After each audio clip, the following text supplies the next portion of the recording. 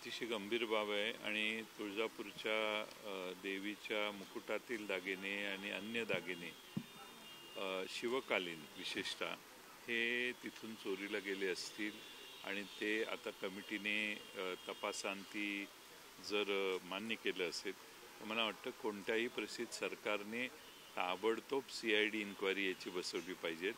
CID inquiry यासाठी म्हणतोय कारण त्या ठिकाणी कोण कोण यापूर्वी होतं, काय काय केलं, एक फोकस टीम नेमून याची चौकशी ताबडतोब पोलिसांनी केली पाहिजे, गृह खात्याने केली पाहिजे आणि ही अतिशय गंभीर बाब आहे। ते सगळे जुने दागिने मिळवण्याचा प्रयत्न केला पाहिजे।